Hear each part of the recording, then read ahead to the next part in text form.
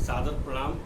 मैं पुनः आप लोगों के समक्ष अपनी एक नई रचना लेके आया हूँ और आप लोगों के सामने मैं गाता मजबूरी में हूँ, क्योंकि रचना मेरी है तो कौन प्रस्तुत करेगा, कैसे आपके सामने आएगी, इसलिए इस गर्दभ आवाज़ में भी सुनाना पड़ता है। आज की मेरी रचना को आप लोग ज़रूर सुनिएगा, क्योंकि एक ऐसे संबंध पर आधारित है जिसको कभी भी भुलाया नहीं जा सकता है। ये रचना एक पिता और पुत्री के लिए है।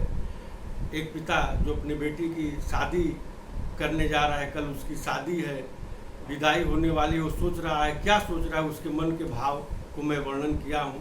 वो सोचता है कि हमारी बेटी कितना मेरा ख्याल रखती थी, मैं जैसे भी उसको रखता था वो रहती थी, और वो शिक्षा भी दे रहा है कि आप जहाँ भी जाइएगा इसी संतोष से रहिएगा, कभी मुझसे शिकायत मत करिएगा। तो लीजिए ये मेरी रचना सुनिए। थोड़ा सा मार्मिक है, मुझे इसको लिखने में भी मुझे काफ़ी आंखें नम हो गई थी। तो लीजिए आपके सामने प्रस्तुत है।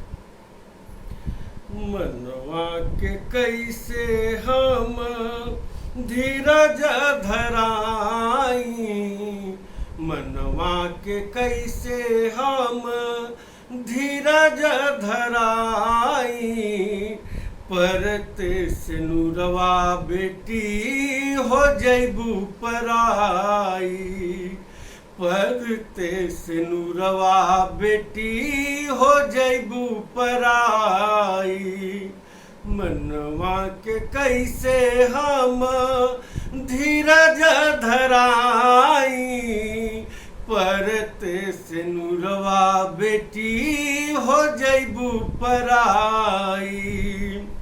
आ गई निघरे हम जे रहलू जात जानी, दौड़ आवत रहलू तू लेके मीठा पानी। आ गई निघरे हम जे रहलू जात जानी, दौड़ी आवत रहलू तू लेके मीठा पानी। जब तू हमरा के देखो कबो उदास हो, का भैले पापा पूछा बैठी हमरा पास हो, का भैले पापा पूछा बैठी हमरा पास हो। आज के बाद के ई रस्म निभाई, आज के बाद के ई रस्म निभाई, परते से नूरवा बेटी हो जैबू पराई, परते से नूरवा बेटी हो जैबू पराई। भूली हम तकबो माई बाबू के दुलार के, अखिया के तारा रहलू पूरा परिवार के। भूली हम तकबो माई बाबू के दुलार के, अखिया के तारा रहलू पूरा परिवार के। सबके तू छोड़ आज भले चल जईबू, दिलवा से कब बेटी तू ना भूलईबू, दिलवा से कब बेटी तू ना भूलईबू।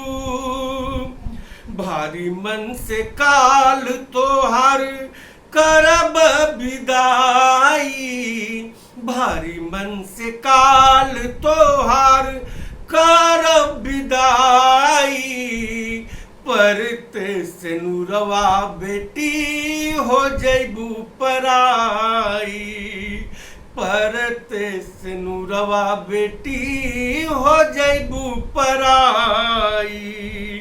अंतिम बंद है।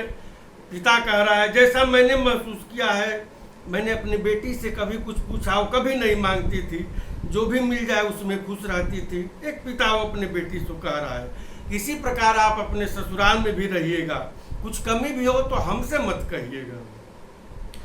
चाहे कुछ पूछी जो कबो ना कुछ कहलू, जेवन कुछ पा जा तू ओही में खुश रहलू।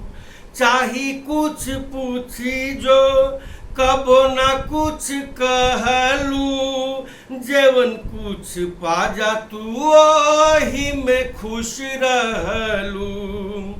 एही संतोष से तू ससुरा में रही है, जे होई कुछ कमी न रमाश्रय से कही है, जे होई कुछ कमी न रमाश्रय से कही है।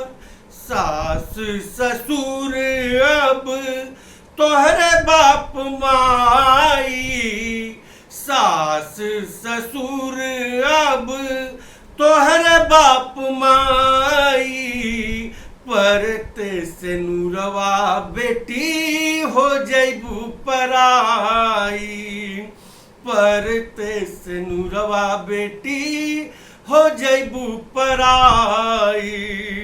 मनवा के कैसे हम धीरज धराई, मनवा के कैसे हम धीरज धराई, परते से नूरवा बेटी हो जैबू पराई, परते से नूरवा बेटी हो जैबू पराई, परते से नूरवा बेटी हो जैबू पराई।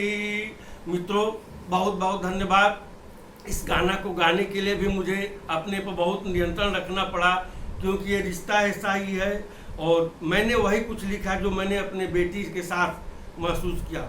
बहुत बहुत धन्यवाद। प्रणाम।